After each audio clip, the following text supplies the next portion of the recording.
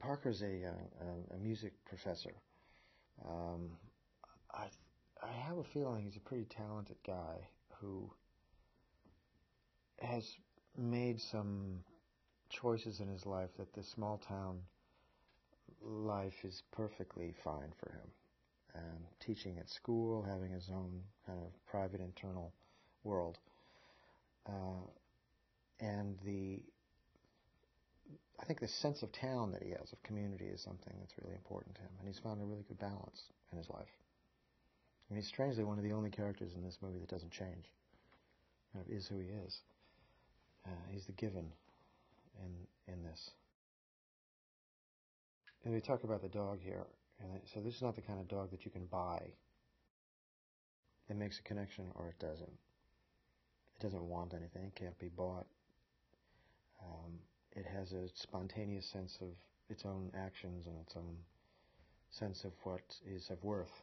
And I think, in a way, Parker has that. I think he's a very straightforward guy. As we're evolving this and we're playing with the other actors, it's been interesting to find a level of almost transparency, that people know each other without commenting on it. They're not in each other's face all the time. They kind of accept each other. The townspeople do. Within the family, Parker's family, with Kate and Andy, there's a sense of coexisting in space and time, but it's very forgiving and it's very generous.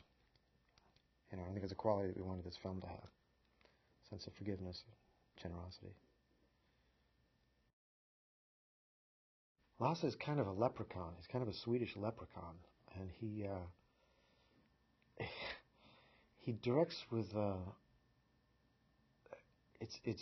it's almost, his wife Lena and I laugh about this because we don't know quite what he's doing.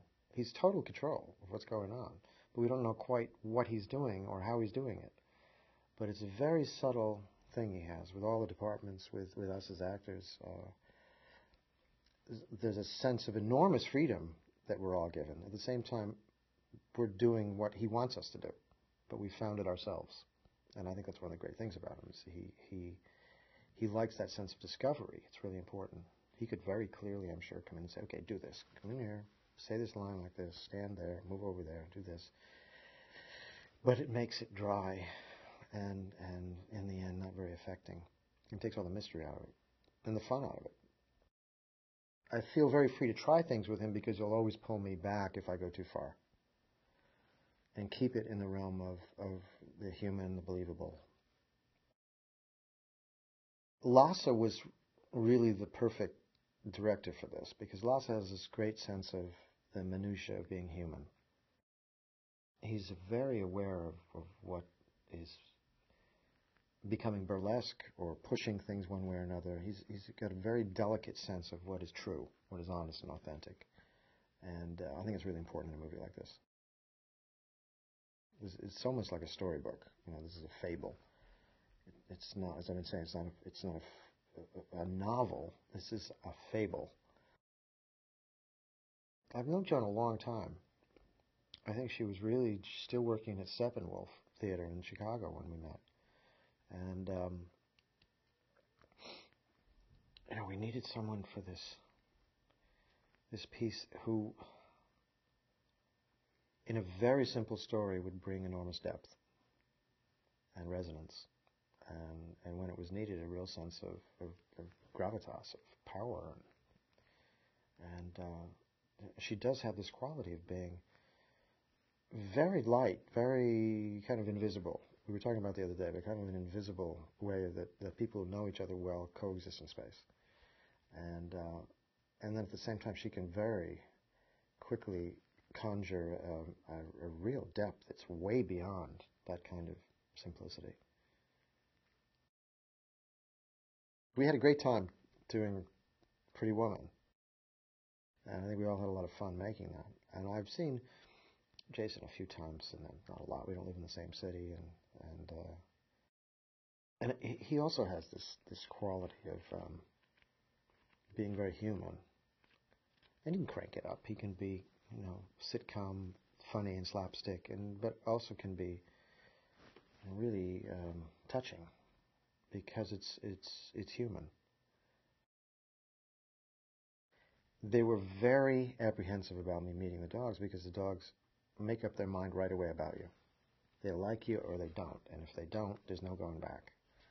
So, we spent a lot of time putting this movie together, and a lot was banking on this moment where I met the dogs. If they didn't like me, that was 6 months of training with these dogs. We'd have to start over again. So they were, when I first met them, the trainers, they said, look, don't do anything. Don't try to pet them. Don't get needy with them. Don't get all over them. Just be there. Let them come to you. And that's pretty much what I did. I was almost afraid to pet them, after this, because I knew how important this moment was of meeting them. And we had 3 dogs playing the older Hachiko, and we had all these puppies, which are basically like puppies. They're just kind of delicious little creatures. But the older ones were clearly a bit different than the dogs that I've known. They aren't needy. The female was a little more so. She was a little bit smaller of the 3 dogs. Much more gregarious than the other ones. But I think their basic nature was really kind of, yeah, so what? So it took a couple of days before we kind of got more tactile and rolled around a bit, and it was a lot of feeding, hand feeding, and a lot of just feeling comfortable. I'd go over there and we'd just sit around. I'd talk to the trainers they'd already bonded with, and just this comfort level of, oh, here's a new guy who's included in the tribe. And just got him used to my energy and whatever. Now, actually, the female especially, we've worked with a lot, and we're really close the way we've been accomplishing things that I was a little afraid of, actually. I thought as a producer, we may need 2 or 3 more weeks than we would on a normal movie just to get this stuff with the animals. But I'll tell you, they've been better than us. These dogs have been incredible. The script was given to me, and it's not a movie that one would expect that I would be drawn to. And I hadn't made a movie like this. And my agents gave me some, just read it. So I read it, and I cried like a baby. And I said, oh, man, I'm going to have to do this, aren't I? I said, yeah. And I read it again just to be sure, and it still really moved me. I think there was something really powerfully iconic about this movie, and mysterious, and this story of a dog that waits. I don't know what it is. There's something in the makeup of our hearts that responds to that sense of loyalty, that sense of I'm always going to be there for you. And it's really, really powerful, deep stuff. And hopefully we've told it in such a way that it's going to be available to people the way it was reading it. The yearning that we feel deepest inside of ourselves is something that fills the universe. And there's something about stories like this, but I think this one in particular, that just touches on that in some delicate way. That it should be mysterious. It shouldn't relate to description. The shooting experience is right. It feels terrific. The set is a wonderful set.